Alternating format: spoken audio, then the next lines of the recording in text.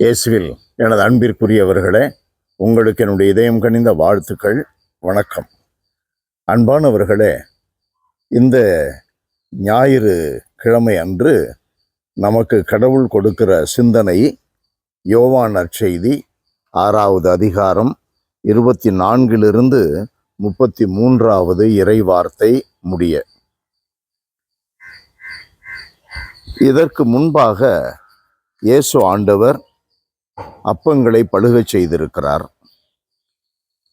அதைத் தொடர்ந்து இயேசுவை பின்பற்றிய சீடர்களோடு படகிலே செல்லும் பொழுது கடலில் ஆண்டவர் இயேசு நடந்து வருவதை கண்டார்கள்.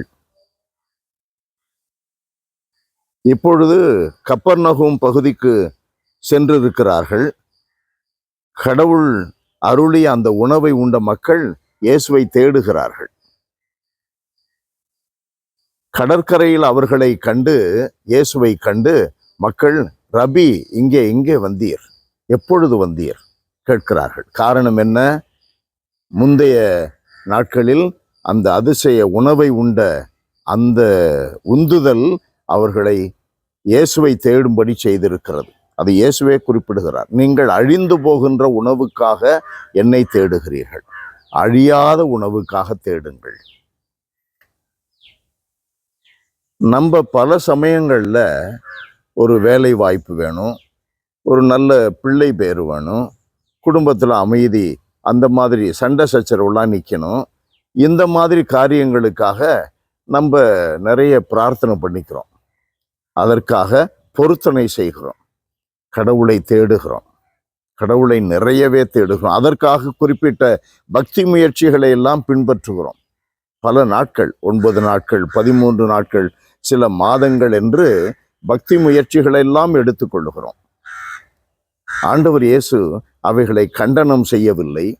மாறாக, இதைவிட மேலாக என்னையே தேடுங்கள், ஆன்ம ஈடேற்றத்தை முதன்மையாக தேடுங்கள், விண்ணகத்தை நோக்கிய பயணத்தில் உங்களை உறுதிப்படுத்துங்கள். அதைத்தான் ஆண்டவர் சொல்லுகிறார். அடையாளங்களை கண்டு நீங்கள் அப்பத்திற்காக, அழிந்து போகின்ற காரியங்களுக்காக தேடுகிறீர்கள். அந்த போதனை இயேசு ஆண்டவர் கொடுத்த பொழுது, நாங்கள் உம்மை நம்பும்படி, உம்மை அந்த விதத்திலே தேடும்படி எங்களுக்கு என்ன அருள் அடையாளம் கொடுக்கிறீர்? மோசே வானத்திலிருந்து மன்னா கொடுத்தார் என்று சொல்லுகிறார்கள். ஆண்டவர் இயேசு அற்புதமான அந்த வார்த்தையை சொல்லுகிறார். உறுதியாக உங்களுக்கு சொல்லுகிறேன், வானிலிருந்து உங்களுக்கு உணவு அருளியவர் மோசே அல்ல, வானிலிருந்து உங்களுக்கு உண்மையான உணவு அருள்பவர் தந்தையே. கடவுள் தரும் உணவு வானிலிருந்து இறங்கி வந்து உலகுக்கு வாழ்வளிக்கிறது. நானே அந்த உணவு என்று சொல்லுகிறார்.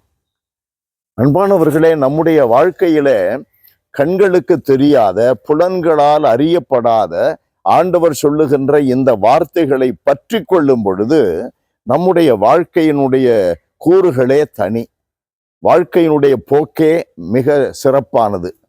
வாழ்க்கையில் நாம் அறுவடை செய்கின்ற கனிகளே மிக மிக சிறப்பான கனிகள்.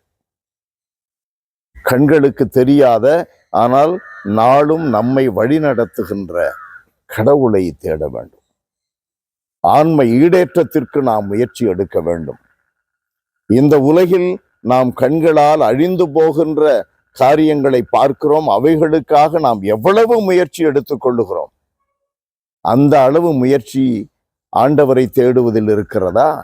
அதற்கு செலவிடுகின்ற நேரங்களை ஆண்டவருக்காக செலவிடுகிறோமா? கிறிஸ்துவ மதிப்பீடுகளுக்காக செலவிடுகிறோமா? எல்லாம் வல்லவரே, எங்கள் தகப்பனே, உம்மை போற்றி புகழுகிறோம், தாழ்மையோடு ஆராதிக்கிறோம். ஆண்டவரே, இந்த உலக காரியங்களுக்காக நாங்கள் செலவிடுகின்ற நேரங்கள், எடுத்துக்கொள்ளுகின்ற முயற்சிகள் உம்மை தேடுவதில் எங்களில் என்றும் இருக்கட்டும். இயேசுவின் பெயரால் ஜெபிக்கிறோம் பிதாவே. ஆமென், ஆமென்.